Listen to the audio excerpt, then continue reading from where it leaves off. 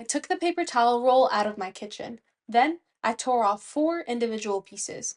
Making sure to line them up neatly, I then started folding in sections of about an inch. I went back and forth repeating this process until I had folded the entire stack. Adding a rubber band to the center of my folds, I spread both halves and then each individual sheet on both sides. I was left with a beautiful white flower like this. I then took some blush and added this rosy detail in the center of my flowers. Pulling out these essential oil diffusers, I used hot glue to attach them to the bottom of the flowers. Once that was dry, I was able to place them into a jar of my favorite scented essential oil. Beautiful and functional, they make my house smell and look beautiful. For this project, I want to grab a roll of toilet paper from my bathroom. I'm going to start by mixing the Mod Podge with a little bit of water in this container. With the mixture ready, it's time to start layering the toilet paper into the molds. I'm going to spritz each one with a little water so that the toilet paper sticks to all of the nooks and crannies in each of the flowers. Then I can lay some toilet paper down onto the mold.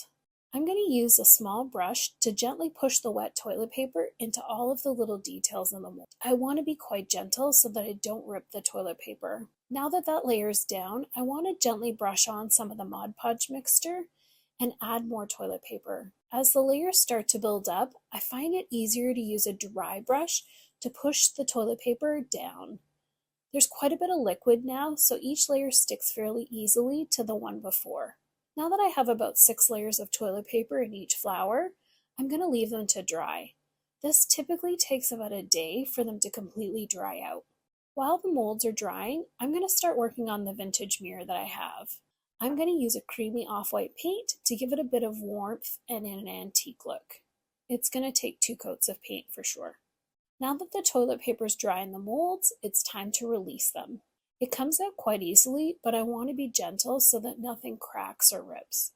I'm going to use a small pair of scissors now to trim each flower apart and then to cut off all the excess toilet paper from around each of the edges of the flowers. Even though the toilet paper is white, I want it to be the exact same color as the painted mirror, so I'm going to use the same paint that I did on the mirror to lightly paint each of the flowers. With the paint dry now, I want to add a hint of dark brown wax to each of the flowers. This is going to help bring out all of the beautiful details and give them an aged look. The last thing to do now is to arrange and attach the flowers to the mirror. Since the flowers don't need much to adhere them, I've gone ahead and put some wood glue onto a plastic lid, and I'm just going to dip the edges of the flowers right into the glue. I love how pretty this mirror is now with the flowers. It definitely needed an upgrade from the boring brown. I picked up this vase and bowl at my local thrift store. First thing I want to do is clean it up really good and then add a light coat of spray paint to the outside. I'm choosing an off-white because that's going to match with what I'm doing in the next step. I'm going to spray these down just 1 coat and let them dry. Then I grabbed some napkins with a nice pattern on them. I'm going to open up a single napkin, and most napkins are 2-ply, some are 3. This one's only 2, and I'm just going to gently pull apart the layers. I want to save the patterned layer, and I can discard that white bottom part. I want to take this pretty pattern from the napkin and apply it to those 2 glass vases. So I'm going to need a little bit of Mod Podge and a paintbrush to do that. So because these are curved surfaces, I can't just put the napkin right on top. I want to cut it down into smaller pieces so I can lay it over the curved surface without getting too many wrinkles or folds. I'm going to start by applying a generous layer of Mod Podge to a section of the larger vase. Then I'm going to place the napkin on top and just gently press it down with my fingers. This can be kind of a messy job, but using your fingers is really the best way to do this. I want to smooth it out. There are going to be a few wrinkles, but not too many. I just want to smooth everything down so it sticks. With the main part covered, I can go ahead and cover the bottom and the edges with smaller pieces. A good tip is to cut slits into the side of the napkins. It's going to help them fold down and overlap a little bit nicer. I'm using the same process to cover the smaller vase with the napkins as well. Once both of these pieces are completely covered, I want to set them aside to dry so all that Mod Podge dries.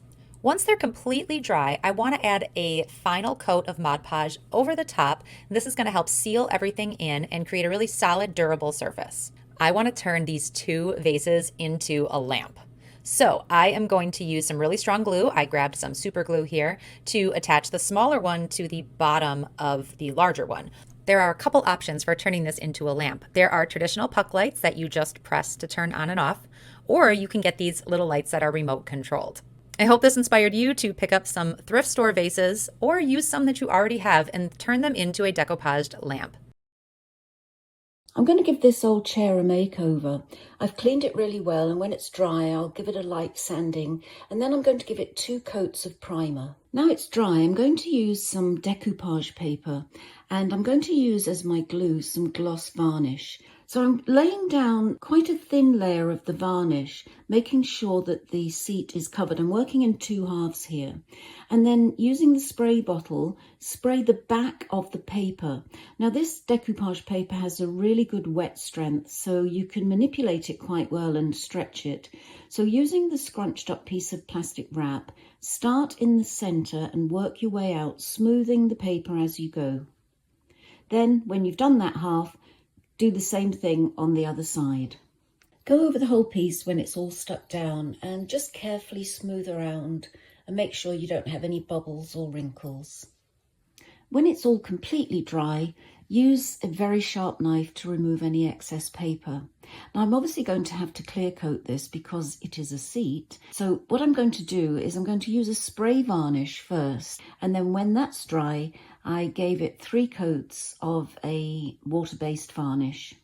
Here's my chair. I actually decided to do the backrest as well, just to make it look a little bit more interesting. I'm really happy with how this has turned out, and it's much more in keeping with my colour scheme now. Grab a simple lamp and some plain paper plates for this fun and easy DIY. To start, fold one plate in half and make a 1/4 inch mark on either side of the fold. Draw 2 lines across the plate and cut the plate along those lines. Take one of the paper plate halves and use it as a template to draw the same lines on the rest of your plates. You will cut half the plates along the lines and fold the other plates along those lines. The number of plates you'll need will vary based on the circumference of your lampshade. This shade has a diameter of 5.5 inches, and we used a total of 50 paper plates. Starting with one of the folded plates, use your hot glue gun to glue the spine to your lampshade. You'll then glue one of the cut plate halves right next to the folded plate. Repeat this alternating pattern all around the circumference of the shade.